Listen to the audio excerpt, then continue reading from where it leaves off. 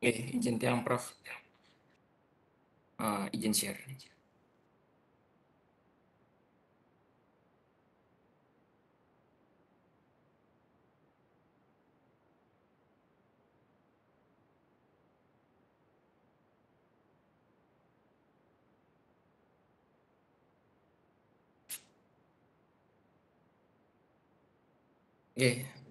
Selamat pagi Prof. Selamat pagi Dokter.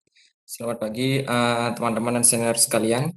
Izin Tiang Agung Harawikrama hari ini akan membacakan Human dengan topik Critical Care Management of Traumatic Brain Injury. Untuk outline yang akan saya bacakan pada hari ini, yaitu kita akan membahas terlebih dahulu traumatic brain injury classification, kemudian bagaimana patofisiologi dari traumatic brain injury tersebut, kemudian monitoring apa yang atau pengawasan apa yang bisa dilakukan di intensive care neurology, dan kemudian manajemen apa yang bisa dilakukan di intensive care. Untuk pendahuluannya, pengawasan pada intensive care itu menawarkan cepatnya bisa mengidentifikasi suatu masalah yang terjadi pada pasien dengan cedera kepala. Contohnya adalah pasien-pasien cedera kepala cenderung terkena post-traumatic secondary insult, sehingga jika itu terjadi akan menyebabkan prognosis mortalitas dan morbiditas pasien yang lebih tinggi, sehingga perawatan di intensive care unit itu mendeteksi bagaimana secondary insult itu terjadi dan belum merusak lebih lanjut lagi. Kemudian penanganan di intensive care untuk saat ini bisa memberikan lingkungan yang cukup baik untuk membuat pasien dengan cedera kepala memberikan ruang untuk penyembuhannya.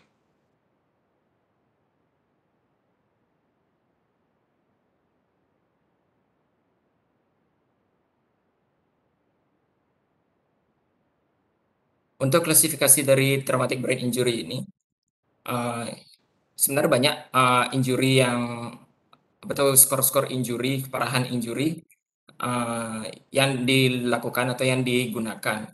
Seperti contohnya APACE atau acute physiologic and chronic condition, chronic evaluation, kemudian yang simplified-nya, kemudian ada yang mortality probability models 2, kemudian full outline of unresponsiveness, ini mungkin seperti pemeriksaan GCS tapi pada pasien-pasien yang dengan dalam pengaruh obat. Kemudian yang biasa kita gunakan atau yang sampai saat ini karena yang kita gunakan adalah Glasgow Coma Scale. Dari semua pemeriksaan ini, dari semua scoring ini, belum dapat secara penuh untuk memprediksi bagaimana outcome pasien dengan traumatic brain injury, lebih khususnya pada severe traumatic brain injury.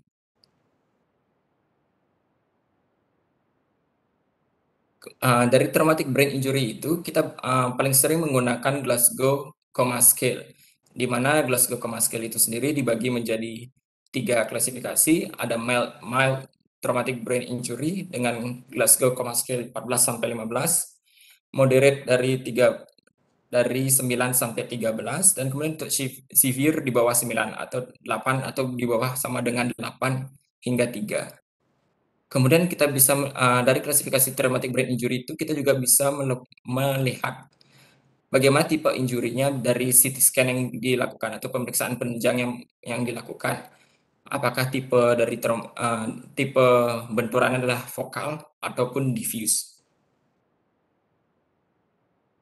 Mungkin kita cuma lihat secara singkat aja bahwa Glasgow Coma Scale terdiri 3 komponen, eye, motor, dan juga verbal response.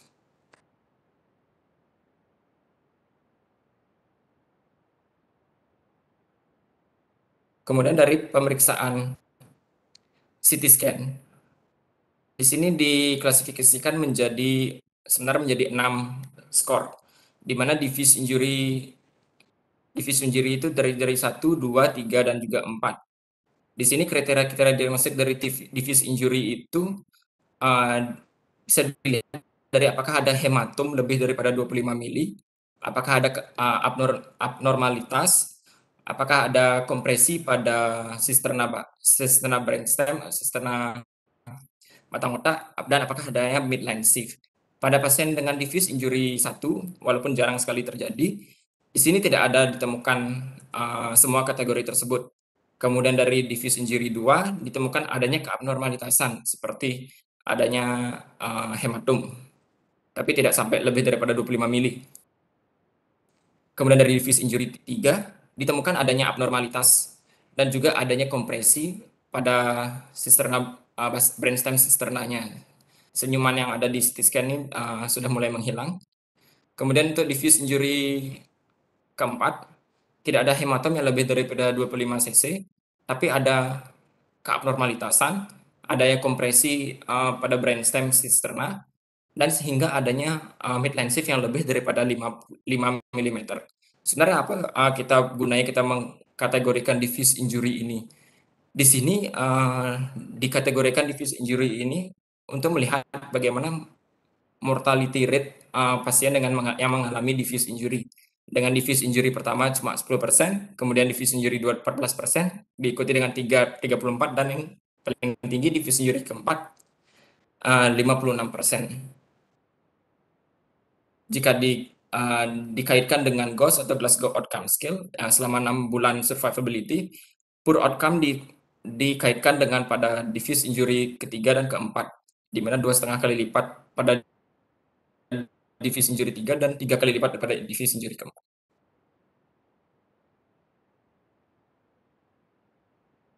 Untuk diffuse injury kelima dan 6 adanya evacuated mass, di mana insidensnya itu 42% dari traumatic brain injury, dan tapi tingkat kematiannya lebih tinggi. Seperti subdural hematom yang mortality rate-nya 50%, kemudian epidural hematom yang dimana tingkat kematiannya 18%, ICH 27%, dan kontusium mungkin tidak terdata. Dan dengan subdural hematom sendiri dikaitkan dengan Glasgow Outcome Scale 6 bulan ke depan dengan pure outcome-nya 2 kali lipat dibandingkan yang lain. Kemudian bagaimana patofisiologi dari traumatic brain injury tersebut? Yang paling pertama terjadi pada traumatic brain injury adalah primary injury-nya itu sendiri, di mana trauma secara langsung kepada kepala yang menyebabkan kerusakan langsung pada kepala.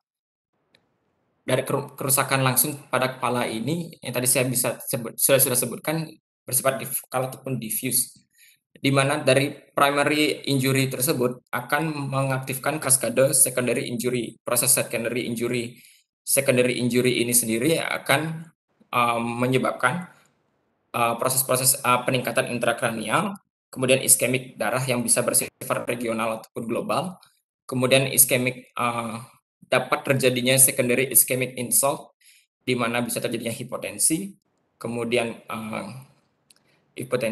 kemudian consumption daripada metabolic rate-nya meningkat seperti fever, karena fever, kejang, atau hyperglycolysis. Dari secondary ischemic insult ini, cerebral blood flow atau delivery-nya itu semakin berkurang, di mana cerebral blood flow-nya berkurang. Jika cerebral blood flow berkurang, akan meningkatkan intracerebral pressure, di mana kalau misalnya cerebral blood flow berkurang,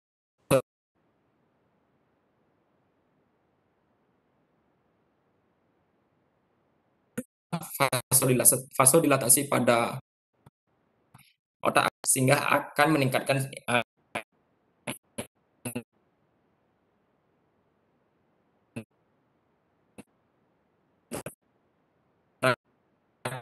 cranial pressure itu sendiri. Kemudian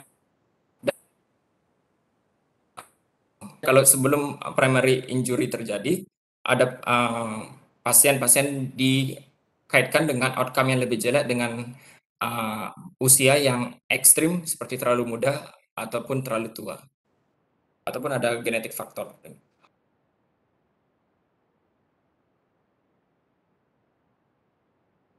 Dari primary brain injury ini, tadi saya sempat sebutkan bahwa terjadi vokal ataupun diffuse. Di sini, yang saya bahas di sini adalah diffuse axonal injury, di mana diffuse axonal injury ini bisa ditegakkan dengan menggunakan MRI dengan fluid attenuated inversion recovery atau FLAIR dan dengan diffuse tensor imaging, di mana mendiagnosis DAI itu tidak bisa langsung pada saat pasien datang. Untuk DAI harus terjadinya koma dalam minimal 6 jam setelah terjadinya kejadian. Jadi bisa dibagi jadi 3 bagian, di mana mild diffuse axonal injury, 6 sampai 24 jam. Kemudian moderate diffuse axonal injury, lebih dari 24 jam tapi tidak disertai dengan postur deserebrasi. Kemudian severe diffuse axonal injury lebih dari 24 jam dengan postur deserebrasi dan juga atau flaccid, di mana pasien dengan DAI, severe DAI ini mortality rate-nya lebih daripada 50%. Kemudian tadi yang saya sebutkan yang tidak diffuse atau yang vokal bisa yaitu adalah hematom yang pembentukan hematoma di mana seperti EDH, SDH, ICH ataupun contusion. Tadi saya sudah sebutkan di mana primary injury akan mengaktifkan kaskade secondary brain injury. Di mana secondary brain injury itu merupakan suatu kaskade yang multi banyak alurnya, di mana bisa pertama kali dimulai oleh neurotransmitter mediated cell injury, di mana pelepasan glutamat secara besar-besaran setelah terjadinya primary brain injury, yang dimana akan menyebabkan glutamat mengaktifasi pemasukan dari kalsium sehingga sel akan melakukan apoptosis ataupun kematian ataupun injury. Kemudian dari primary injury tersebut bisa mengaktifkan kaskade inflammatory response. Dari primary injury pun bisa menyebabkan pembuntuan atau kerusakan pada vessel-vessel dari otak itu sendiri, terjadinya electrolyte imbalance, kemudian mitochondrial dysfunction juga bisa terjadi, dan ini cellular apoptosis juga bisa terjadi. Di sini mereka bisa dibilang saling menguatkan satu sama lain. Jika terjadi neurotransmitter mediated cell injury akan menyebabkan inflammatory response, kemudian bisa inflammatory response akan menyebabkan kembali pelepasan glutamat yang lebih masif lagi, kemudian menyebabkan mitochondrial dysfunction. Mitochondrial dysfunction bisa menyebabkan lagi respon inflamasi dan juga neurotransmitter yang lebih besar lagi. Mereka semua ini akan saling terkait. Kemudian dari secondary brain injury ini bisa menyebabkan terjadinya brain swelling atau peningkatan intracranial pressure, di mana brain swelling dan peningkatan intracranial pressure ini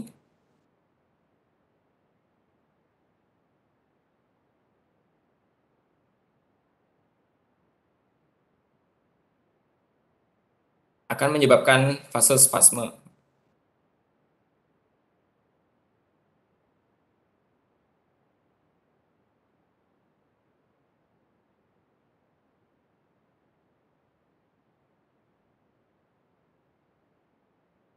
Nah, setelah kita mengetahui bagaimana secondary injury yang diawali oleh primary injury tersebut, penanganan di intensive care adalah untuk mencegah terjadinya secondary injury tersebut lebih parah lagi, atau kita mengetahui bagaimana awal terjadinya secondary injury yaitu secondary insult yang akan menyebabkan pasien menjadi lebih banyak. Di mana monitoring yang dilakukan di MZ neurointensif itu dengan menggunakan jika pada cerebral monitoring kita bisa memonitoring intracerebral pressure dengan menggunakan ventriculostomy. Kemudian perfusi daripada otak kita dengan menggunakan oximetry yang di mana dipasang pada vena jugular dan juga untuk memantau cerebral perfusion pressure atau CPP, di mana hipoksia pada jaringan cerebral atau jaringan otak bisa kita hitung dengan menggunakan, bisa bisa dimonitoring, juga bisa dimonitoring. Kemudian selain monitoring pada bagian otaknya, kita juga bisa monitoring sistemiknya, yang di mana nih suatu keharusan, di mana yang paling minimal adalah dengan monitoring EKG, eee, heart rate, tekanan darah, kemudian temperatur, dan, cairan masuk dan cairan yang keluar.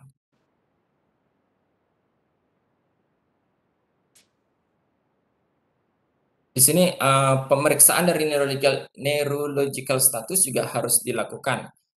Yang idealnya di mana pemeriksaan awal yang menjadi baseline kita, pemeriksaan GCS setelah daripada resusitasi, kemudian jika sudah berada di neuro intensive care, pemeriksaan GCS dilakukan eee,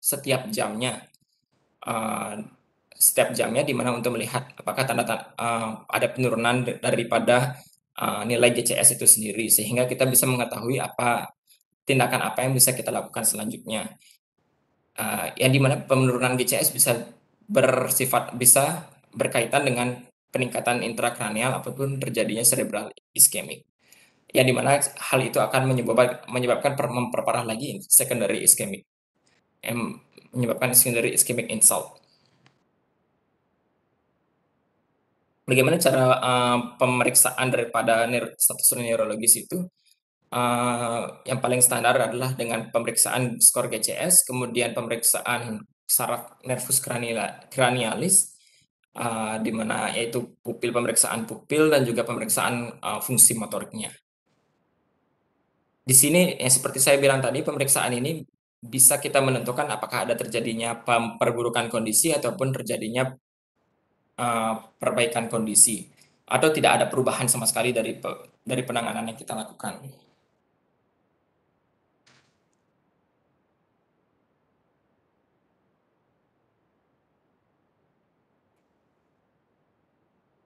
Apa saja yang kita, monitoring. Di sini monitoring yang kita lakukan adalah monitoring intracranial pressure itu sendiri, di mana dengan pemasangan ICP kita tahunya bagaimana normalnya itu di bawah daripada 10 milimeter air raksa, di mana dengan threshold-nya kira-kira, paling tinggi adalah 20 milimeter. Dengan moderate intracranial hypertension sekitar 20 sampai 40 dan severe intracranial hypertension lebih daripada 40.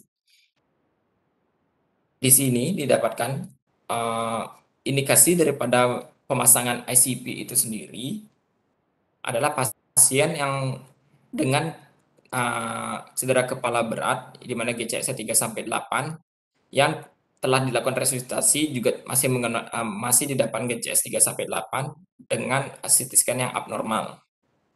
Kemudian dengan rekomendasi level 3 didapatkan adalah, dengan usia yang lebih daripada 40 tahun dengan adanya unilateral ataupun bilateral posturing, descerebrasi, di mana systolic blood pressure-nya kurang daripada 90 milimeter air raksa. Kemudian pasien yang dengan GCS lebih daripada 8, di mana memerlukan, tindakan yang tidak bisa dilakukan secara serial atau bisa dilakukan terus-menerus, seperti harus dilakukan sedasi dalam waktu yang lama, harus dalam kondisi obat-obatan paralitik, dan dengan pasien dengan menggunakan positive and expiratory pressure atau pada phase setting ventilatornya. Mungkin ini termasuk kontraindikasi pada pemasangan ICP adalah dengan pasien dengan severe koagulopati.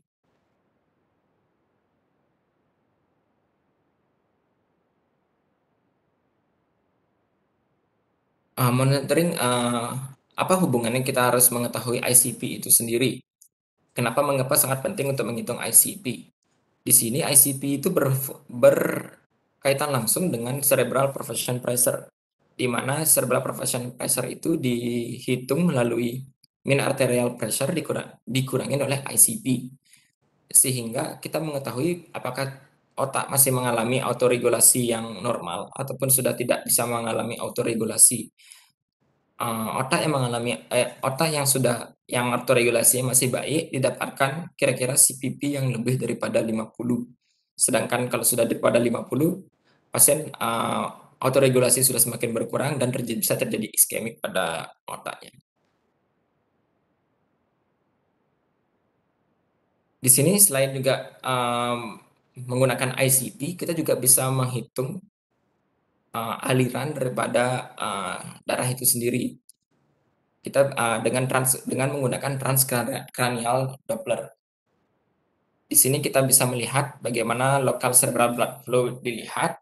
Kita juga bisa menghitung bagaimana O2 delivery-nya dan, mmm, menghitung bagaimana metabolisme daripada otaknya. Di sini menghitung daripada kecepatan, velositas daripada arterinya pada Circulus Willisi MCA dengan kalau misalnya high velocity pada intracranial vessel yang mengindikasikan adanya high hemispheric index atau adanya dengan vasospasm. Kemudian normal mean hemispheric index itu kira-kira 1,76 dan kalau misal termasuk patologis di atas 3, peningkatan daripada flow velocity ini juga bisa terjadi pada pasien dengan uh, hiper pada pasiennya dengan demam atau pada setelah pasca daripada trauma atau ada kecelakaan. Kemudian untuk mengetahui bagaimana O2 delivery-nya, bagaimana uh, apakah oksigen ini didapatkan oleh apakah oksigen ini bisa diambil oleh otak. Itu diperiksa pada jugular vena oxygen saturation, di mana digunakan fiber optic oxygen saturation catheter yang dipasang di jugular bulb-nya.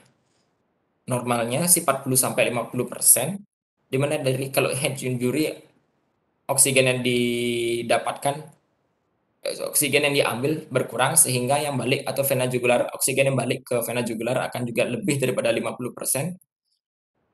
Terus kalau iskemik yang is irreversible, jadi dia berkurang sampai 20%.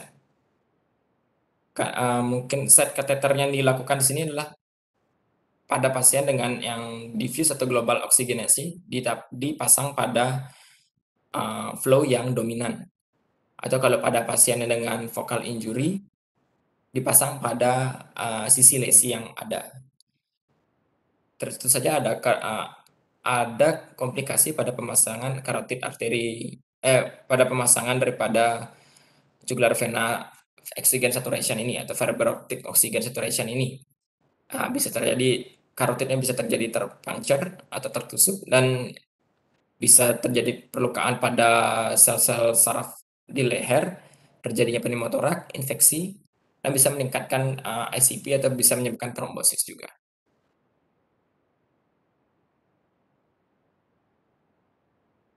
Di sini untuk monitoring monitoring secondary ischemic insult ini juga bisa digunakan dengan melihat bagaimana saturasi oksigen pada brain tissue-nya itu, pada tekanan parsial pada brain tissue-nya. Di sini ada berbagai cara dengan menggunakan di mana monitoring cerebral oksigenasinya bisa normalnya itu adalah 20 sampai 40 mm air aksa dengan critical value yang sangat rendah hipoperfusinya adalah 8 sampai 10 mm dan sudah harus dilakukan treatment atau tindakan atau intervensi pada pasien dengan oksigenasinya yang pada brain tissue-nya adalah kurang daripada 15. Di sini pemeriksaan bisa dilakukan dengan cara ventriculostomy pada lateral ventricle-nya atau pada brain tissue oxygenation probe dengan pemasangan fiber optik intraparenchymal SCP monitor.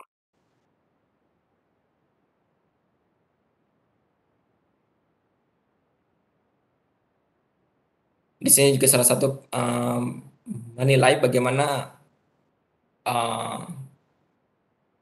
metabolisme daripada otak itu, di mana penghitungan dilakukan secara endogen dan eksogen molekul-molekulnya tanpa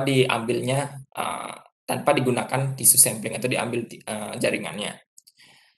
yang yang dihitung adalah pada prinsipnya adalah biomarker biomarker yang dihasilkan oleh otak itu sendiri.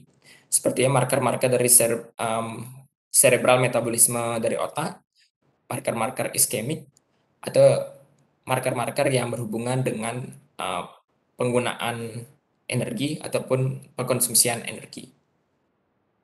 Ada yang bisa dihitung juga adalah neurotransmitter pada, tempat yang akan dihitung, apakah dalam keadaan eksitatorik ataupun tidak, atau kan dalam keadaan normal. Marker yang dihitung juga, bisa juga marker yang terjadi pada, terjadinya kerusakan pada, eee, jaringan pada otak dan juga marker-marker inflamasi pada otak. Di mana yang dicek biasanya adalah glukosa, pirufat, laktat, ataupun glutamat.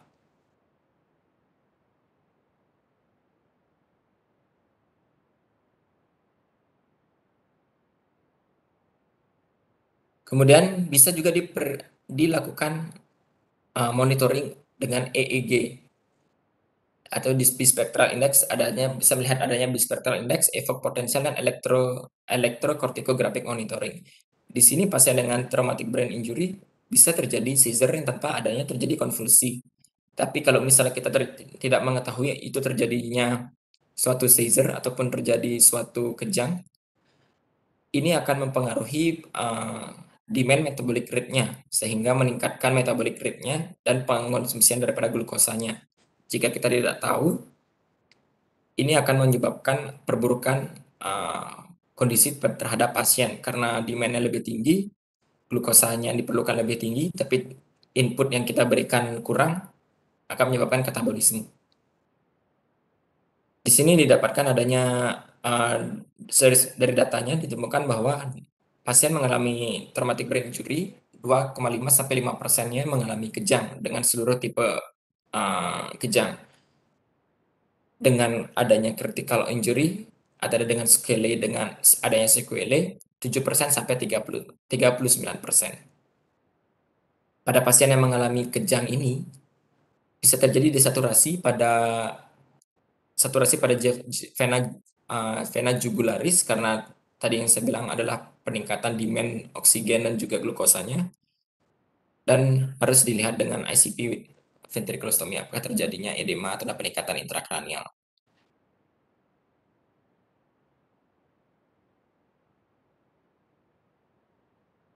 Kemudian salah satu yang dimonitoring juga pasien pada neurocritical care itu adalah secondary insult yang bisa menyebabkan perburukan kondisi. Secondary insult ini adalah, faktor-faktor di luar intrakranial yang dapat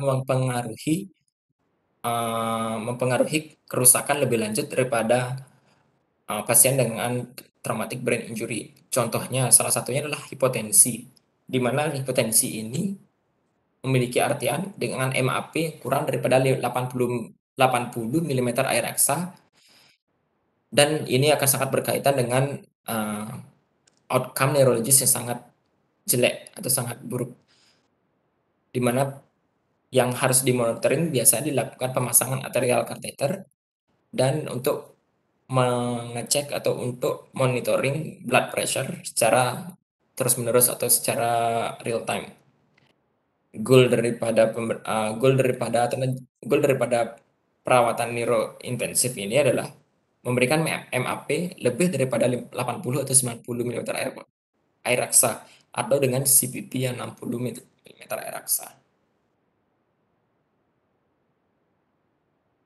Kemudian salah satu secondary insult yang menyebabkan kerusakan lebih lanjut pada pasien dengan traumatic brain injury adalah hipokapnia. Hipokapnia ini sendiri, termasuk salah satu paling sering penyebab, vena jugularis desaturasi, di mana ini terjadinya hiperventilasi, yang di mana membuang semua karbon dioksida, sehingga, entidal CO2-nya, sangat berkurang karena terus dibuang oleh tubuh kita.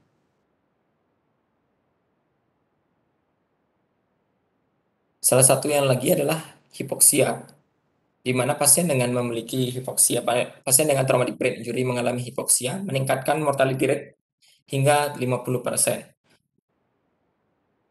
Harus dilakukan monitoring berlanjut dengan menggunakan pulse oximetry paling minimal dengan goalnya adalah memberikan arterial oksigen saturasinya lebih daripada 95%.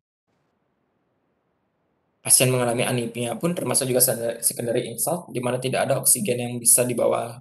Jika terjadi anemia, hemoglobin untuk mengikat oksigen dan membawa oksigen ke otak akan berkurang, sehingga terjadi penurunan oksigen ke otak, oksigen akan mengalami hipoksia dan akan mengindus kaskade cerebral blood flow untuk biar meningkat, untuk membuat vasodilatasi, kemudian akan meningkatkan ICP. Peningkatan ICP ini akan lagi mengulang kaskade kerusakan daripada otak itu sendiri. Anemia ini sendiri direkomendasikan untuk diulang pengecekannya setiap hari pada awal-awal terjadinya traumatic brain injury tersebut. Kemudian salah satu yang merusak, secondary insult yang merusak adalah fever ataupun demam. Demam ini akan meningkatkan basal metabolic rate-nya atau pengkonsumsian tenaga, energi yang dibutuhkan oleh tubuh, sehingga 10 sampai 13% setiap naik 1 derajat dari Celciusnya. Ya, metode untuk bisa mengurangi daripada suhu tubuh itu adalah menggunakan antipyretik, obat-obatan antipyretik atau external cooling atau intravascular cooling device.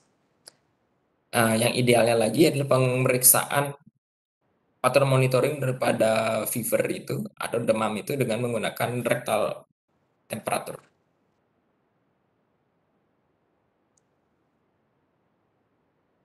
Manajemen daripada intensive care ini menggunakan metode stair step approach, di mana menambahkan atau mengurangi terapi yang diperlukan. Penambahan dari terapi penambahan terapi harus disesuaikan dengan penambahan daripada resiko atau komplikasinya, sehingga tidak terjadi over terapi atau over pemberian terapi pada pasien.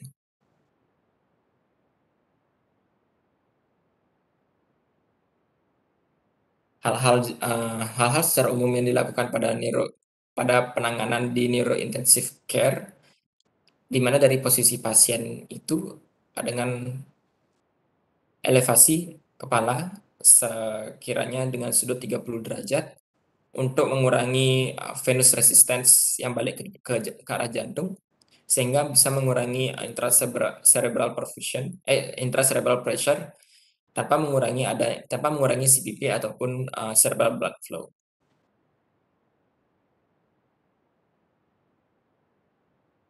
Sedasi ataupun analgetik yang bisa dilakukan bisa dikombinasikan antara morfin atau lorazepam dan untuk mengurangi daripada efek daripada ICP-nya. Kemudian pemberian lorazepam bisa juga mengurangi daripada ICP-nya. Propofol bisa dilakukan untuk mengindus daripada koma daripada pasien dengan traumatic brain injury tersebut, tapi bisa menyebabkan terjadinya hiperkalemia, hepatomegali ataupun dislipidemia. Kalau misalnya ketamin pada pasien dengan traumatic brain injury, mungkin saat ini tidak disarankan karena bisa menyebabkan peningkatan tekanan intrakranial.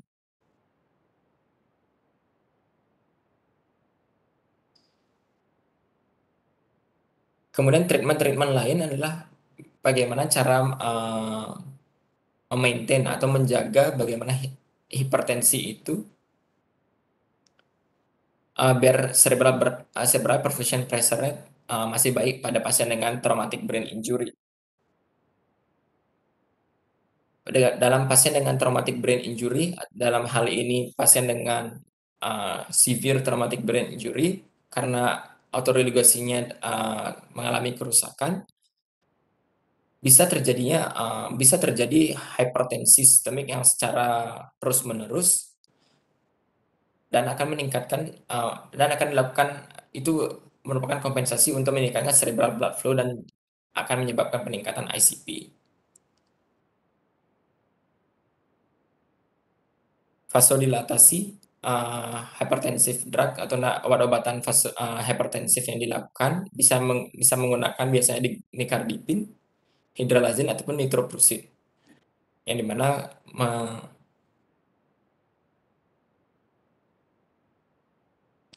atau bisa juga dilakukan dengan antihipertensi yang lain seperti beta blocking drugs atau alpha receptor agonis untuk misalnya bisa mengulangi blood pressure tanpa mengganggu efek daripada ICP atau mengganggu daripada intracerebral pressure-nya itu sendiri. Kemudian tentu saja harus mematenkan jalan nafas dan mengontrol daripada nafas itu sendiri. Karena pasien dengan traumatic brain injury yang dalam hal ini dengan derajat parah, severe traumatic brain injury, pasien harus diintubasi karena tidak bisa menjaga kepatenan jalan nafas. Jika tidak bisa mematenkan jalan nafas akan menyebabkan tertutupnya jalan nafas sehingga terjadinya hipoksia. Bisa menyebabkan terjadinya perburukan pada pasien. Pasien yang mengalami traumatic brain injury bisa memiliki abnormal blood gas value karena terjadinya respiratory dysfunction atau kerusakan pada sistem pernafasannya. Maka diambil alih atau bisa dilakukan ventilasi yang diambil alih dengan menggunakan mesin untuk adanya episode hipoventilasi. Bisa mengurangi episode dari hipoventilasi dan meningkatkan ICP. Pasien akan dilakukan dikontrol nafasnya sehingga oksigen bisa dengan baik dialirkan ke otak. Kemudian pasien dengan traumatic brain injury bisa diperhitungkan untuk melakukan early tracheostomy karena kemungkinan untuk menggunakan ventilator sangat panjang dan untuk mencegah infeksi yang akan dilakukan karena penggunaan pemasangan alat bantu nafas berkepanjangan. Ini di sini dikatakan dengan menggunakan early tracheostomy dapat mengurangi ketergantungan menggunakan ventilasi dan bisa mengurangi rawat inap di ICU. Sekali lagi, pasien tidak boleh demam karena bisa meningkatkan basal metabolic rate-nya. Treatment-nya dengan menggunakan antipiretik atau cooling blanket. Dan harus mencari apakah ada sebab infeksi sehingga bisa bisa dilakukan kultur dan juga untuk pemberian antibiotik yang sesuai dengan kultur tersebut, sensitif terhadap kultur tersebut. Dan dilakukan pemberian obat-obatan anti kejang karena seizure juga bisa meningkatkan metabolic rate dan menyebabkan perburukan kondisi pada pasien dengan severe traumatic brain injury. Pasien dengan severe traumatic brain injury kira-kira memiliki 15%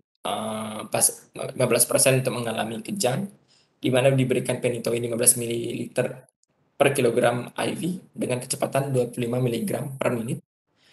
Dan diberikan itu untuk dosisnya dan diberikan daily maintenance dose.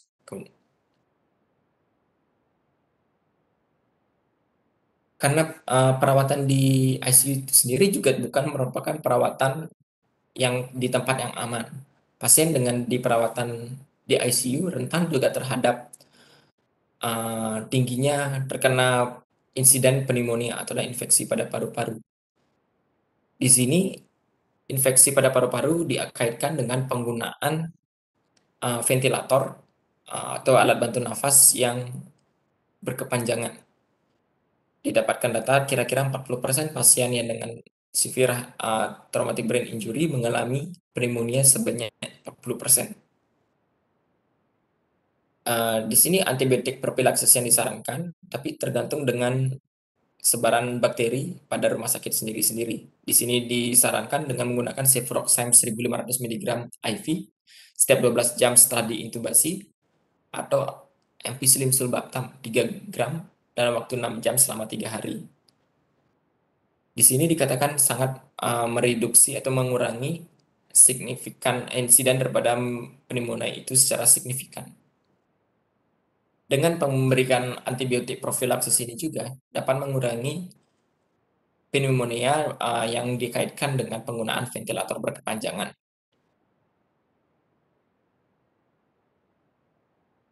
Kemudian harus dilakukan juga suction secara berkala, di mana harus menjaga endotracheal tube cuff pressure-nya kira-kira 20 cm air, posisinya pada 30 derajat atau 45 derajat.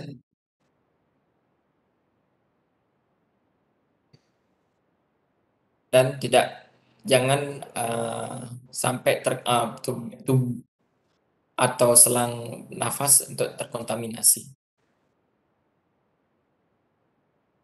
Pasien dengan severe traumatic brain injury juga mengalami bed rest yang cukup lama sehingga meningkatkan risiko terjadinya tromboemboli. Di sini profilaksis untuk pemberian tromboemboli pasien-pasien yang mengalami yang tinggi risiko yang terkena tromboemboli adalah pasien dengan spinal cord injury. Contohnya spinal cord injury, pasien dengan pelvic femoral altibial fracture, pasien yang dengan usia tua, atau pasien dengan severe head injury. Dapat dilakukan profilaksis untuk penanganan tromboemboli ini dapat dilakukan dengan kompresi device atau alat kompresi pada kaki untuk mereduksi tromboemboli dan juga mengurangi emboli pada paru. Namun di sini biasanya untuk orang-orang dengan penggunaan tromboemboli digunakan heparin, tapi untuk pasien dalam traumatic brain injury penggunaan heparin tidak disarankan untuk digunakan atau termasuk kontraindikasi.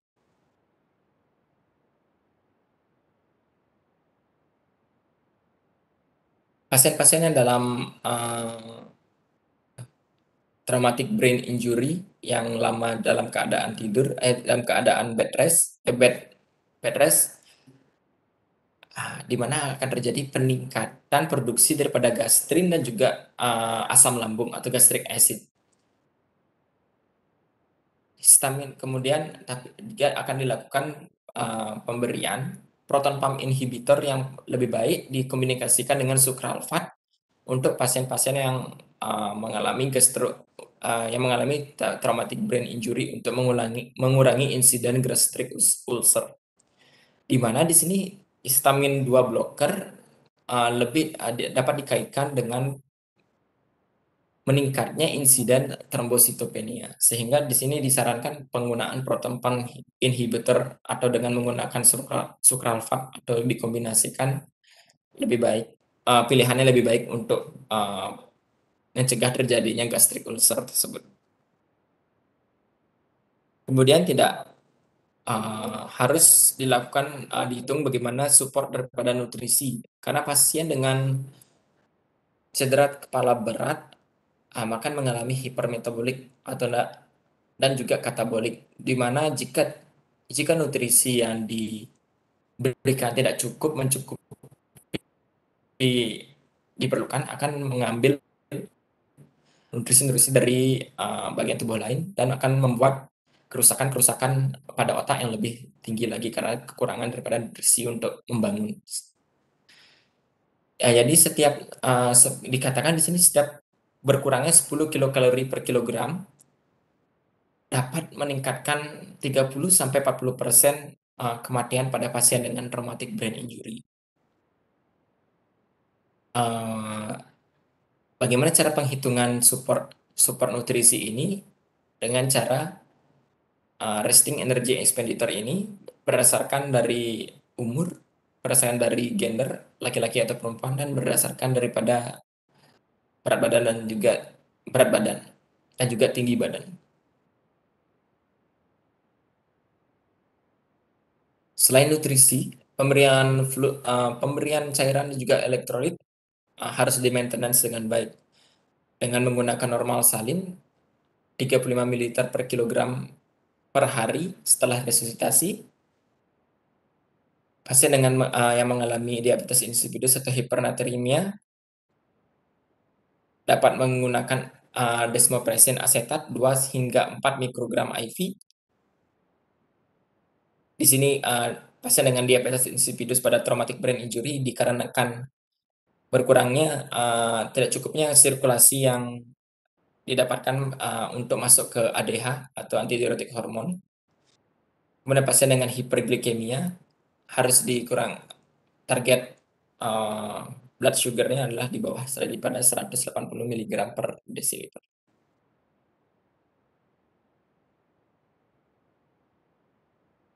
Tadi sempat disebutkan bahwa pasien dengan manajemen fluid dan elektrolit, di mana di sini ada pasien dengan hiponatremia sindrom, dapat dilihat lagi dari chart-nya, yaitu kalau pasien dengan hiponatremia sindrom bisa dibagi menjadi dua, antara dia adalah syndrome of inappropriate antidiuretic hormone atau SIADH, ataupun pasien dengan cerebral salt wasting syndrome. Di mana jika pasien mengalami hiponatremia, bisa kita lihat apakah pasien tersebut hipovolemik ataupun normovolemik ataupun hipervolemik. Jika pasien tersebut hipovolemik, bisa dilihat urin natriumnya kurang ataupun lebih daripada 40 mili ekuivalen. Kalau misalnya dia kurang daripada 20, kemungkinan dibuang dari ekstrarenal, bisa terjadi dari vomit atau dari muntah-muntah, diare, ataupun intake yang kurang. Tapi jika pada urin natriumnya adalah banyak, pasien artinya natriumnya dibuang secara berlebihan. Di sini salah satunya adalah pasien dengan cerebral salt wasting. Kemudian kita lihat dari pasien dengan status volemiknya normo ataupun hipervolemik. Pasien yang dengan hipervolemik kemungkinan gara-gara renal failure atau gagal ginjal atau gagal hati, liver failure, dan heart failure atau gagal jantung. Tapi kalau pasiennya itu normovolemik, diperiksa lagi bagaimana urin osmolaritasnya. Apakah lebih besar daripada osmolaritas daripada serum? Apakah serum osmolaritasnya kurang daripada 280 mili osmolaritas? Dan apakah dari urin natriumnya lebih dari 40 mili per liter? Jika itu terjadi, pasien dikatakan mengalami syndrome of inappropriate antidiuretic hormone. Sehingga ini dikatakan kelebihan daripada pengeluaran antidiuretik hormon, sehingga pengeluaran daripada natrium lebih banyak ya daripada yang harus diperlukan.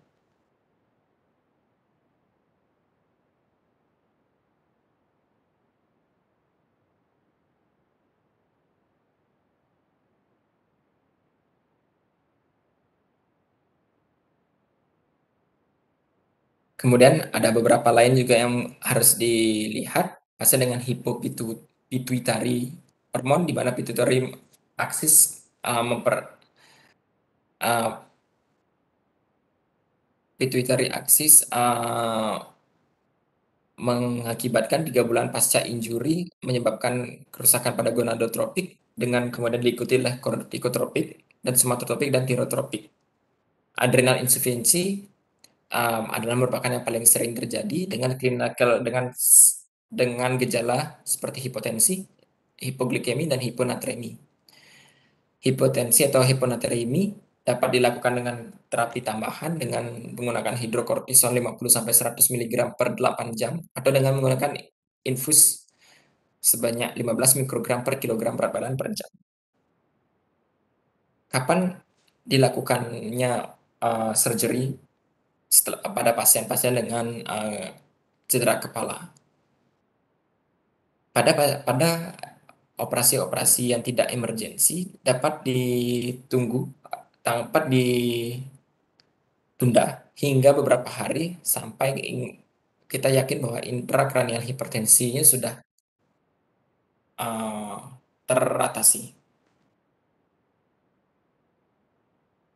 Kemudian pada pasien-pasien dengan di dalam perawatan neurointensive care, pemberian paralisis atau pharmacological paralysis pada otot-ototnya diparalisis atau dilumpuhkan, yang dipilih bisa menyebabkan untuk mengurangi peningkatan tekanan intrakranial.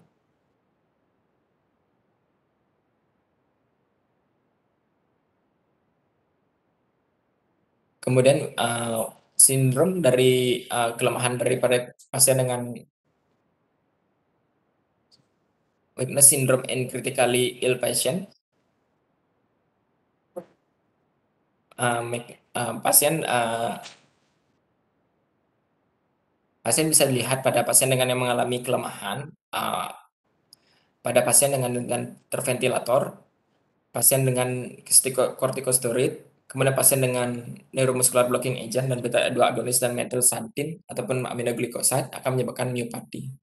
Pasien dengan gagal ginjal ataupun dengan gagal hati atau liver dysfunction, bisa ditambahkan neuromuscular blocking agent dan aminoglycoside sehingga akan menambah neuromuscular blockade-nya yang akan diperpanjang. Kemudian pasien dengan kelemahan yang pasien dengan multiple sepsis ataupun dengan organ dysfunction itu merupakan pasien dengan neuropati. Ini adalah merupakan diagram di mana pasien dengan weakness syndrome atau kelemahan pada pasien. Pemberian hiperventilasi pada pasien dengan neurocritical illness itu tidak disarankan untuk digunakan secara profilaksis untuk mengatur intracranial pressure. Mungkin, tapi ini masih termasuk level 3 rekomendasi, di mana hiperventilasi bisa dilakukan secara temporer atau secara tidak berlangsung lama untuk mengurangi tekanan intrakranial. Dan hindari menggunakan hiperventilasi dalam 24 jam pertama setelah cedera kepala atau ketika di mana 24 jam pertama di mana itu terjadi adalah cerebral blood flow yang biasanya berkurang atau rendah. Jika harus dilakukan hiperventilasi, gunakan juga jugular venous saturasi untuk mengecek saturasi jugular venous apakah pengkonsumsian daripada oksigen di otak masih baik atau tidak. Sehingga oksigen delivery kita masih bisa memantapkan bahwa oksigen delivery ke otak masih cukup baik. Bisa juga dilakukan drainase cerebrospinal fluid dengan pasien dengan elevated ICP atau peningkatan ICP yang tinggi. Didrainase kira-kira 1 hingga 2 mili dari ventriculostomy catheter untuk mengurangi ICP secara temporer atau secara sebentar. Kemudian untuk obat-obatan untuk mengurangi intracranial pressure bisa menggunakan mannitol. Di sini dikatakan karena level 2 rekomendasi, mannitol bisa efektif untuk mengontrol ICP karena cedera kepala berat dengan dosis kira-kira 0,25 sampai 1 gram per kilogram berat badan. Tapi sebelum memberikan mannitol kita juga harus melihat apakah adanya arterial hipotensi dan di sini juga batasi penggunaan mannitol sebelum dilakukannya ICP monitoring pada pasien dengan tanda-tanda herniasi atau progres atau penurunan neurological fungsi neurological yang bukan dikarenakan dan bukan dikarenakan dari luar sistemik. Di sini mannitol bisa diberikan 0,25 atau sampai 1 gram per kilogram berat badan dengan maintenance-nya 0,25 sampai 0,5 miligram per kilogram berat badan setiap 2 sampai 6 jam. Dengan serum osmolaritas harusnya kurang dari 320 mili osmolaritas untuk menghindari efek samping. Kemudian bisa juga ada alternatif lain seperti hypertonic salin dengan konsentrasi 3% hingga 23,4% untuk mengurangi intrakranial volume dan ICP. Kemudian bisa dilakukan pemberian barbiturat untuk mengurangi ICP, mengurangi laktat ekstraseluler dan aksesitory amino acid. Pemberian barbiturat atau pentobarbital dengan cara diberikan loading 10 miligram per kilogram berat badan, diberikan selama 30 menit pertama, kemudian diikuti 5 miligram per kilogram berat badan per jam untuk maintenance-nya untuk 3 dosis. Kemudian maintenance-nya 1 sampai 2 miligram per kilogram berat badan per jam. Penanganan di Neuro Intensive Care Unit juga bisa dilakukan dengan hipotermia, di mana di sini dikatakan hipotermia menghambat respon-respon peradangan dan melepas glutamat, nitric oxide, dan free radical yang berkaitan terhadap traumatic brain injury. Dua metode yang bisa dilakukan untuk melakukan hipotermia inilah secara sistemik dan elektif. Kalau dengan cara surface cooling atau pada bednya diberikan cooling, intranasal selektif hipotermia atau pada hidungnya, endovascular cooling, dan epidural cerebral cooling.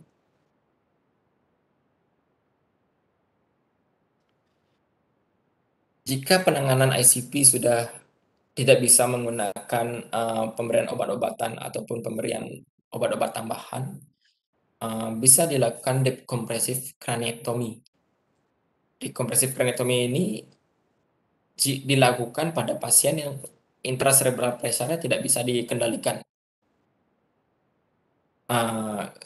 Dengan di sini diharapkan dengan dilakukannya decompressive craniotomy dapat memperbaiki oksigenasi ke otak dan cerebral blood flow-nya akan bisa meningkat karena sudah berkurang daripada intracranial pressure-nya itu sendiri.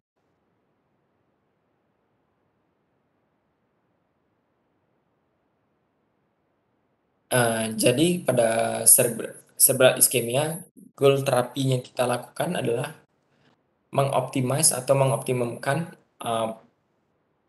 pemberian oksigen ke dalam otak. Setelah mengalami traumatic brain injury, pasien membutuhkan lebih tinggi atau dari normal untuk perfusion pressure-nya untuk kembali memperfusi brain secara adekuat. Jadi CPP should be increased. Jadi CPP harus ditingkatkan untuk dengan cara mengurangi ICP atau dengan cara meningkatkan blood pressure itu sendiri.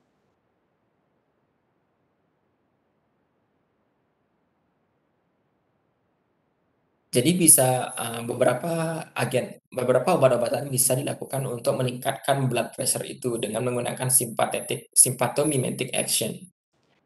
Dalam dosis yang sangat rendah, dopamin bisa dilakukan untuk mengurangi cerebral blood flow, tapi pada intermediate dosis pada dopamin itu akan meningkatkan cerebral blood flow. Dan lagi jika pada dosis yang terlalu tinggi, dopamin bisa mengurangi cerebral blood flow.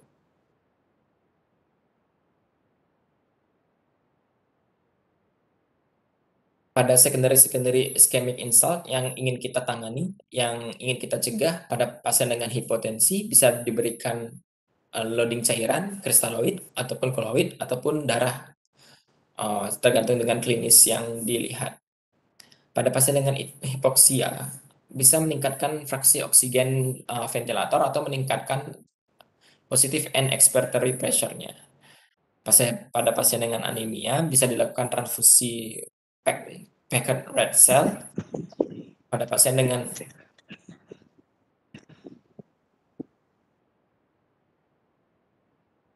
pada pasien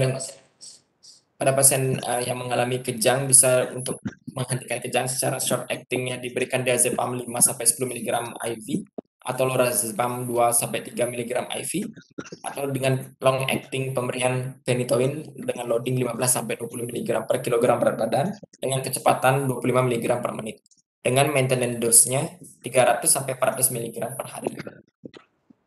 Pasien dengan HIV vasospasme, pasien yang mengalami vasospasme bisa diberikan hypervolemic hemodilusi dan untuk mengindus terjadinya hypertension. Sekian dari materi pemberian critical care in traumatic brain injury. Terima kasih. Oke, terima kasih Gung Hara. Materinya lengkap sekali. 1 jam 10 menit.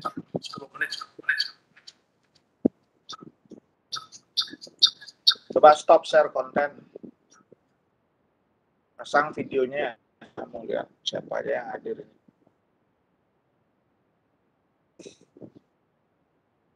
Gung Hara pasang videonya.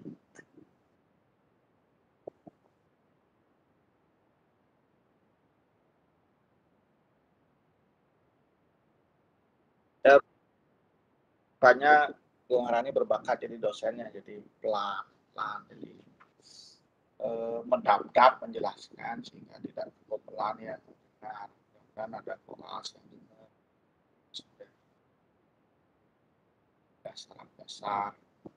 Ini Anda usah kalian baca 50 halaman objek terkenal ini sudah diresum, disarikan dengan baik gambar-gambar bagus bersama. Nanti PPT-nya di-share di grup presiden ya, diunggah di Google Classroom mungkin sehingga semua bisa cek.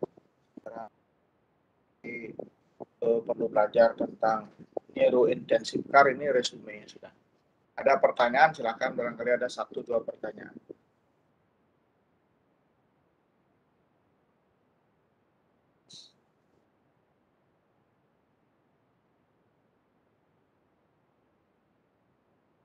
Ya, mudah-mudahan ada pertanyaan nanti ya.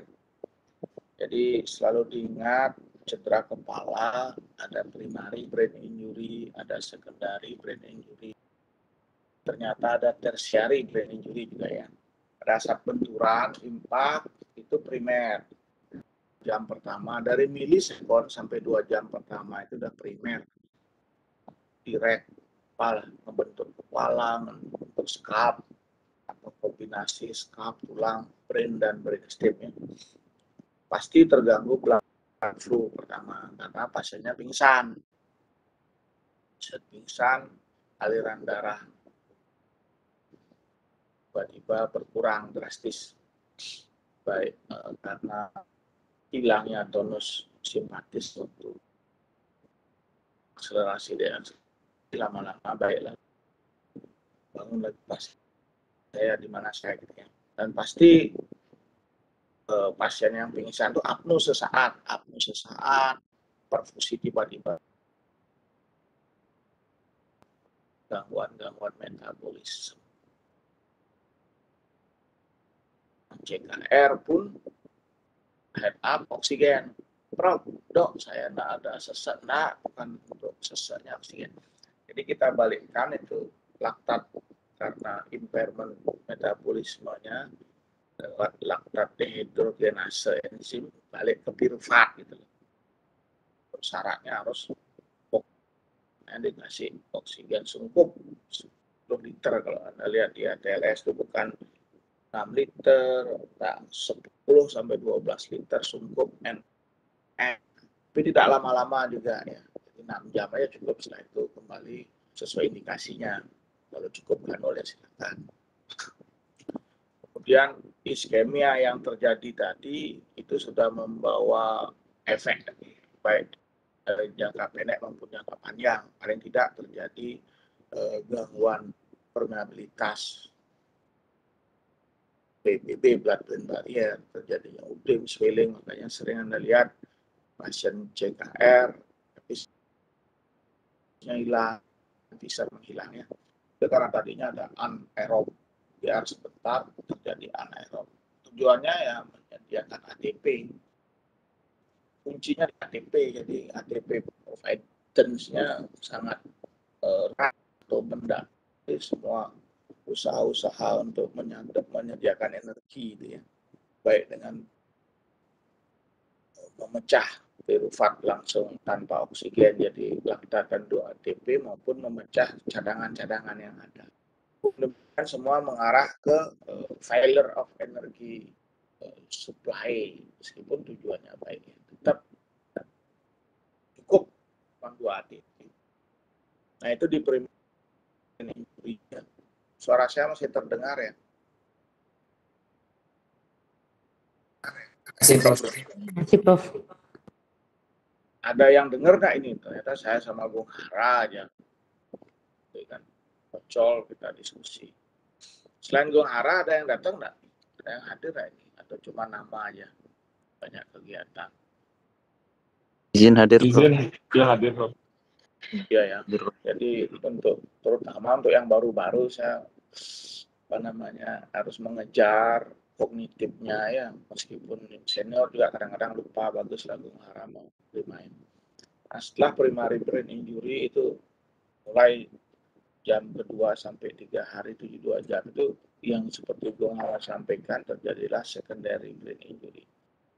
Poinnya adalah iskemi, inflamasi dan sitotoksik proses ya. Jadi iskemi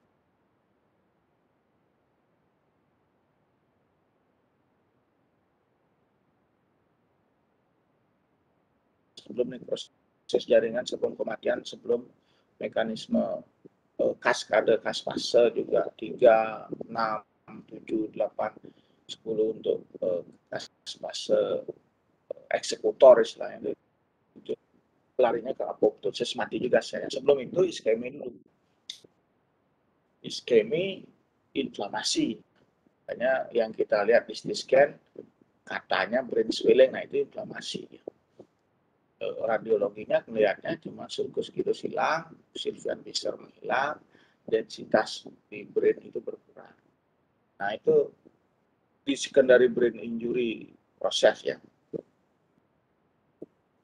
Tidak berhenti di sana, iskemi itu merangsang glutamat ya. Jadi glutamat, aspartat, NMDA, reseptor glutamatnya dirangsang juga, AMPA, kainat. Itu tidak bisa di stop itu seperti yang Bung Ara sampaikan ya. Kita cegah harusnya kan itu. Kerusakan natrium channel ya. Kalau ion listrik itu terganggu, ion channel maupun ligand terganggu, senyawa proses senyawa di sinap terjadi. Nah itu memang tidak kelihatan musuh kita, banyak diskusi di sana, tapi Bung Ara mensimplicity menjadi PowerPoint yang sederhana itu bagus sekali. Kalau saya menjelaskan, luas sekali penjelasan. Teman Bung Hara bisa buat simple. Mudah-mudahan yang lain baca PPT Bung Hara lebih acceptable. Kalau diskusi sebenarnya kan ludra sekali sebenarnya itu ya. Apa yang bisa dimonitor di secondary injury itu ya, yang seperti tadi itu yang kita pelajari di neurointensif. Mudah-mudahan kalian tidak lupa untuk mengejar kompetensi itu waktu stase di intensif. Nah, apa aja ya ICP kan sudah itu skill kita itu. Sedang ICP, ventricle colostomy, seperti FVD, padahal tujuannya ICP. Selain di ventricle, tempat lain bisa itu ada brain di intra otak juga bisa, atau di permukaan dura. Nah, kita nggak punya itu probe-nya seperti itu. Yang paling simpel adalah pasang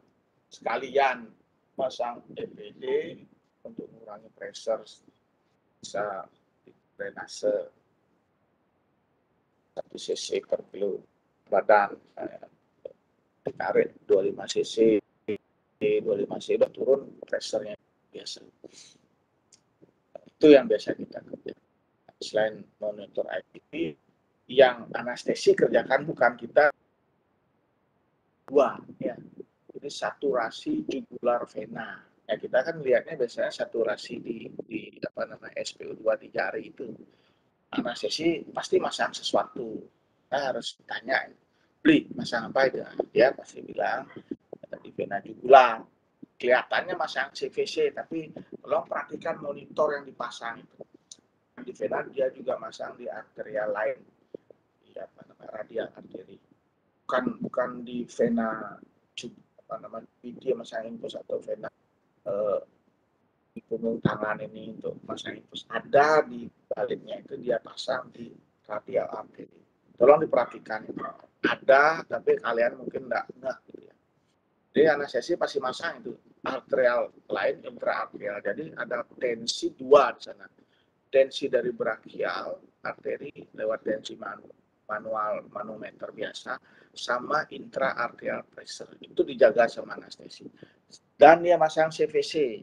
Jangan dipikir masang CVC kan gak ada untuk memonitor cairan sama nutrisi. Nah, dia memonitor seperti Kumara bilang tadi, saturasi jugular vein-nya ya. Agar tahu sebenarnya otaknya berfungsi nggak. Kalau oksigen di vena itu seperti namanya red vein, jadi vena itu harusnya hitam, ini merah, berarti otaknya rusak gitu ya. Kalau di vena ya oksigennya rendah 20% karena sudah terpakai di brain. Nah itu untuk mengecek apakah oksigen yang di-push masuk lewat ventilator dengan PIP di atas 5, dengan fraksi oksigen 100%, dengan mungkin SAI itu agar bisa mengembang paru-parunya itu optimum lah untuk brain kan gitu. Dari mana tahunya? Ya, eksesnya keluarnya itu bisa lebih paten lagi ya kalau bisa ya parsial PBTO2 ya, parsial brain tissue O2 itu yang kita belum punya alatnya termasuk di intensive care. Nah, ya. Jadi betul-betul bukan hanya PO2 yang di darah, tapi P parsial brain tissue oksigen. Itu benar-benar mewakili. Selain juga kalian hitung CPP-nya dari jugular bulb ini bisa dinilai cerebral perfusion pressure ya. Itu monitoring yang seyogianya dilakukan, makanya perlu diperdalam ilmu neurotrauma sebagai divisi neurotrauma yang mungkin dianggap oleh para spesialis, orang-orang yang sudah berkecimpung, itu biasa kan cuma depres, operasi kraniotomi. Bukan itunya ya, bukan actionnya yang diperdalam di neurotrauma, tapi bagaimana mengoptimalkan pasien-pasien yang ada ini tidak jatuh ke tertiary brain injury atau tidak memburuk pada secondary brain injury proses ya. Di sana ilmu neurotrauma termasuk memonitor pemakaian oksigen otak, sisanya ya, tekanan yang biasa kita hitung itu biasa dulu kan tidak ngerti gimana hitung CPP, sekarang sudah bisa. Jadi ngitung MABP bisa kan, sistol tambah 2 diastol bagi 3. Dulu ICP kita tebak-tebakan, bisa sekarang itu. Pasang, kita banyak pressure monitor. Terakhir CPP nggak bisa dihitung, sekarang sudah bisa. Itu yang seperti Gumara jelaskan tadi. Jadi juga bulbnya dipasang, jadi bisa kita ketahui CPP-nya. Ya. Karena MABP bisa dihitung, dan ICP yang di drainase di jugular bulb itu kan terukur dia berapa tekanan saat keluar. Jadi bisa diprediksi cerebral perfusion pressure-nya MABP dikurang ICP tepat jadinya ya 60-100 ini. Tidak berhenti di sana, mungkin Gongara masih belum menjelaskan tentang tertiary brain injury. Nanti tertiary brain injury kejadian lagi setelah 72 jam. Kalau tadi masalahnya iskemi, inflamasi dan proses sitotoksik secondary brain injury. Kalau di tertiary brain injury prosesnya ke arah inflamasi yang menetap dan kerusakan dari aksonal. Jadi jangan sampai inflamasi itu tidak dihentikan karena dia akan memblokade proses neurogenesis, memblokade pertumbuhan akson, kemudian mengganggu sinap-sinap karena di akson terganggu penyembuhannya, sinap terganggu penyembuhannya, neuron terganggu penyembuhannya. Itu karena lewat 72 jam terus terjadi proses yang mengancam tadi, baik itu hipotensi, hipotermi, hipokapnia, dan seterusnya yang disampaikan tadi. Itu harus segera di stop di secondary proses ya. Kalau enggak ya terjadi persisten inflamasi. Jadi genetiknya tidak ada gangguan, misalkan P53 tidak tinggi, dan tidak ada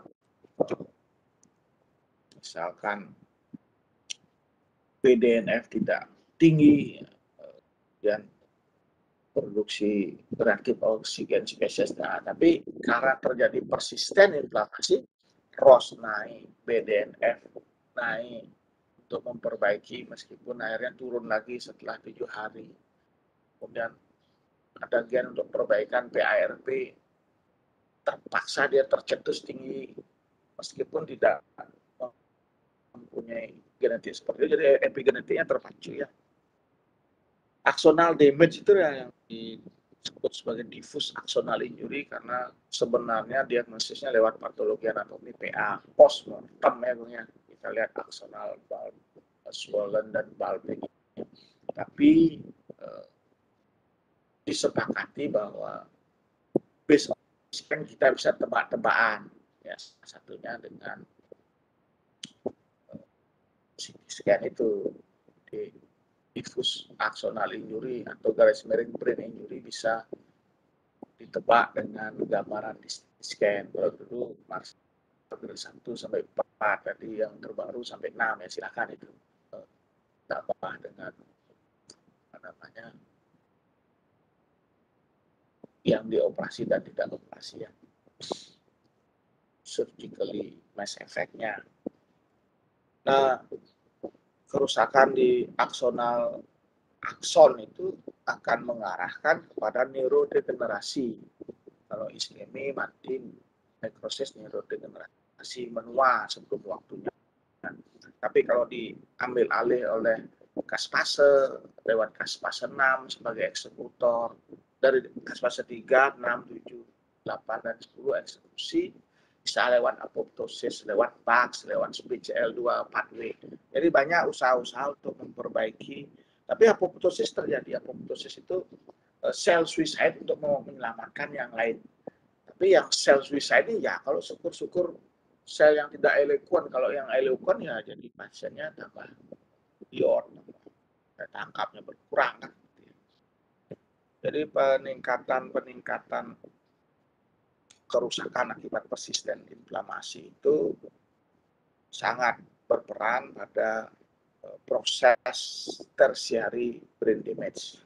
Ya, yang bisa kita cegah adalah neurotoxicity-nya, jangan sampai lewat reaktif oksigen spesies tinggi, inflamasi ibu melingkar seperti lingkaran setan, terjadi kerusakan jaringan otak sehingga memacu tukang bersih-bersihnya. Kalau tukang bersih-bersih di otak itu kan ada mikroglia, dia kayak makrofag dimakan lah semua yang udem, yang swelling, yang terdeposit epigenetik, yang overload ya, baik itu banyak ada glutamat, banyak ada kainat. Nah ini nak beres ini. Lagi yang membran brain barrier-nya rusak, dimakan sama, terjadilah gliosis gitu loh. Kalau di CT scan 6 bulan lagi ya istilah radiologi encephalomalacia, itulah hilang. Ya, itu karena sekundari dibiarkan berlarut sampai tersiari, ditaruh aja di ruangan. Mungkin head up, oksigen, tapi tidak diupayakan untuk menstabilkan tadi hipoksianya, hipokapnianya, atau hiperkapnianya, hipoterminya, hiperterminya, hipoglikeminya, hipoglikeminya. Itu semua hipo dan hiper itu harus dikendalikan di setelah secondary survey saat kita rawat. Jadi bedah otak itu, bedah saraf itu bukan hanya operasi, konservatif, tidak. tidak sesederhana itu ya. Di konservatif pun Bung Hara tadi menjelaskan ada operasinya. Begitu dekompresi internal tidak tercapai ya dekompresi kraniotomi. Beda lagi dengan kraniotomi. Nah itu mesti diperhatikan ya. Nah, di tempat operasi pun kita harus tahu mentreat optimalisasi secara konservatif. Jangan sampai oksigennya kurang, jangan sampai karbon oksidanya pun juga nggak boleh kurang. Kenapa itu dari kan hipokapnya bagus, ternyata bisa dijelaskan kalau CO2 terlalu rendah area pneumotaksik napasnya malas jadi pasien desi itu beratnya itu tidak boleh. Kalau hiperkapnya jelas nggak boleh, hipokapnya juga nggak boleh. Hal-hal itu yang harus diketahui oleh secara bulat oleh bedah saraf, terutama unggulan kita. Kita kan unggulannya neurointensif. Neurotrauma, yes. Nah, setelah trauma dirawat di ruang intensif, itu kita harus tahu. Tadi bisa operasi depres, elevasi, kemudian kranioplasti, kemudian debridement, kemudian EDH, SDH, ICH, pemasangan EVD, dan seterusnya. Tapi begitu masuk ICU, nol bengkak ilmu pengetahuannya, jadi anestesi juga nggak ada yang ngerti tentang neurointensif. Kalian juga tahunya dikit-dikit waktu stase absen, minta nilai. Banyak hal di sana karena tidak merasa tidak perlu. Padahal itu tanggung jawab kita sebagai dokter nantinya secara utuh ke pasien. Jangan nanti berkilah, oh saya cuma ngoperasi saja Bapak, Ibu nanti pemulihannya sama neurologi, di ICU sama HIC atau anestesi. Jangan seperti itu. Kita tetap sebagai leader. Mereka mau kita suruh tolong pasang CVC untuk ngecek SjVO2, tolong pasang intraarterial lain untuk tahu perfusi ke otaknya, tolong pasang apa misalkan double lumen karena tiba-tiba renal shutdown, pasien uriumnya di atas 60, kreatinina di atas 3,5, saya perlu HD intermittent gitu misalnya. Itu kita punya otak, punya pemikiran. Jangan sampai nggak ngerti pasien apa paru-parunya putih ya, padahal nggak ventilator. Ya uremic lung, nggak kita perhatikan. Misalnya terpasang ventilator, kenapa demamnya? Iya kan infeksi, bisa seperti tadi ventilator associated pneumonia atau hospital acquired pneumonia. Either way itu jadi infeksi.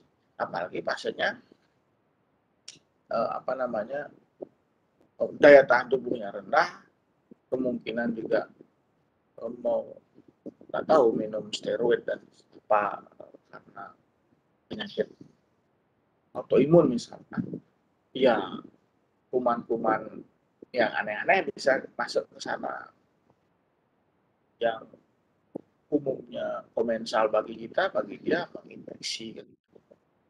Itu perlu polisi ilmunya sehingga menghadapi pasien itu kita bisa membuat rencana-rencana selain pasien datang, selain di CT scan mau operasi ya dari awal seperti yang disampaikan Bung Hara tadi, head up-nya bagaimana, airway-nya ada masalah, ada muntahan, gigi lepas, mungkin ada pasir dan sebagainya, dan breathing-nya ada hiperventilasi atau hipoventilasi atau apnu misalnya.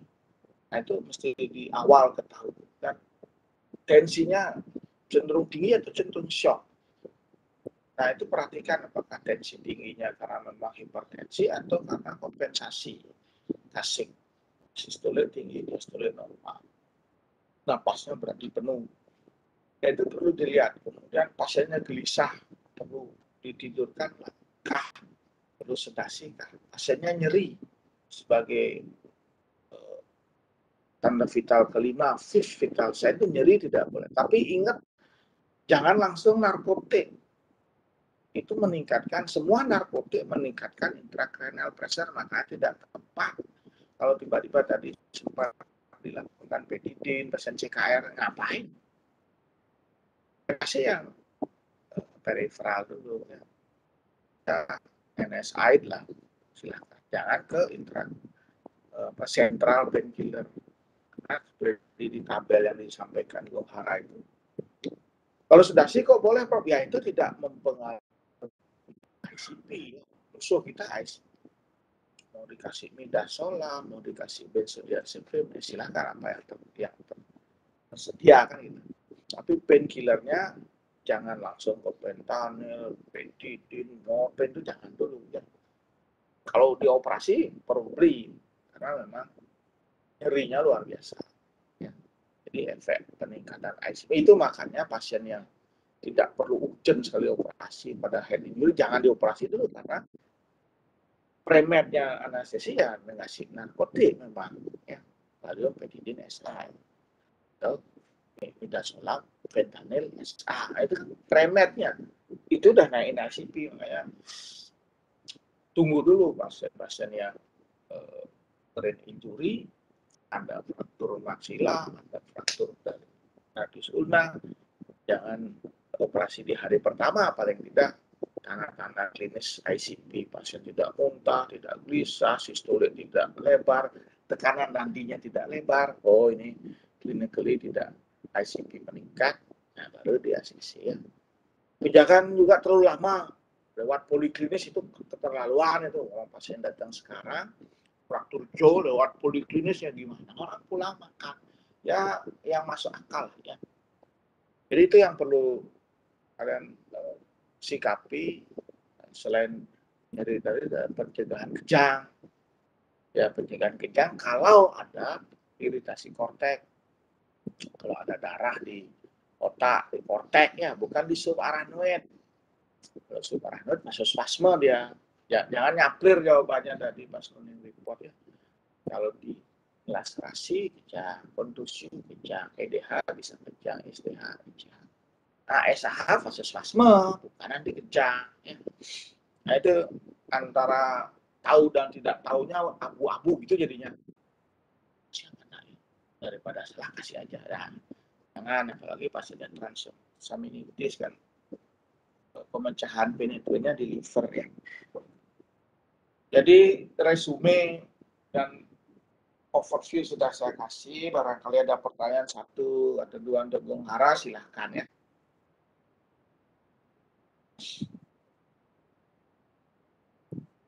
Semua jelas ya. Jadi tolong di-share PPT-nya Gohara ya. Di-upload juga dalam bentuk PDF. Masukkan di classroom-nya ya. Silakan Kak. Kak. Nggih, Prof. Silakan Kak. Prof, izin Tiang mau bertanya nih, Prof. Tiang juga masih agak ragu-ragu karena Tiang mencari jurnalnya juga mungkin belum ketemu, Prof. Apabila ada pasien cedera kepala yang kita sudah putuskan konservatif saat admission, namun pasien tidak membaik-membaik, kapan kita bisa menyatakan pasien ini gagal konservatif nih, Prof? Ya, seminggu biasanya. Seminggu ya, Prof, 7 hari. 5 sampai 7 hari. Kan kalau dia masalah swollen, peak of swollen itu kan di hari ketiga, subsidennya mulai hari kelima, ke-6, ke-7 sudah downhill ya. Nah, kalau dengan penurunan ICP akibat swollen alamiah akibat injury tidak menyebabkan pasien GCS 15, berarti apapun yang dilakukan itu tidak memadai kan. Jadi harus dibantu dekompresinya, tidak hanya internal, jadi eksternal. Nah, diputuskan tanpa CT scan. Tapi kalau dengan CT scan ya, setelah CT scan, oh ini perdarahannya meluas, nggak usah nunggu 5-7 hari ini.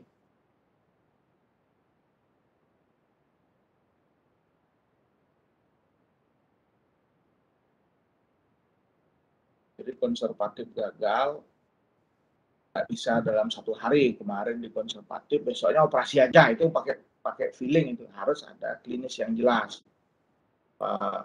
Dari anamnesa pasiennya mendadak tidak sadar dan pemeriksaan mendadak anisopor GCS jadi 7 dari 15 jadi 7. Pemeriksaan CT scan perluasan dari SAH laserasi tipis menjadi ICH luas.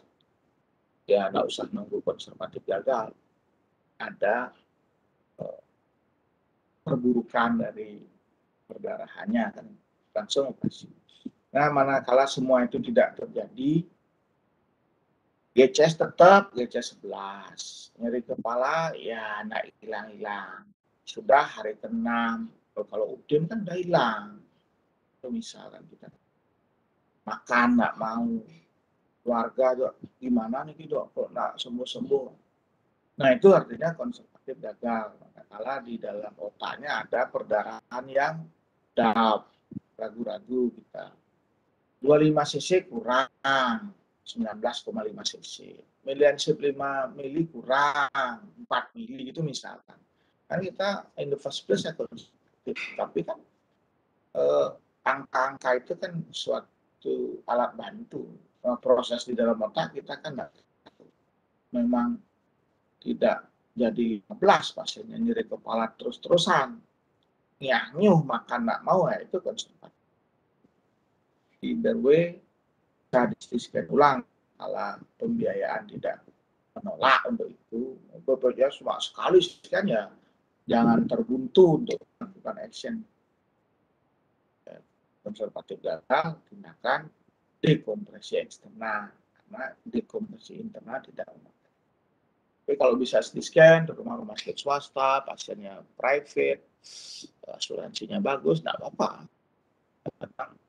Hari ketiga tidak ada masalah, kita CT ulang, sebelum pulang CT ulang, itu untuk sama-sama secara hukum kita bertolak pada kondisi yang disepakati untuk memulangkan.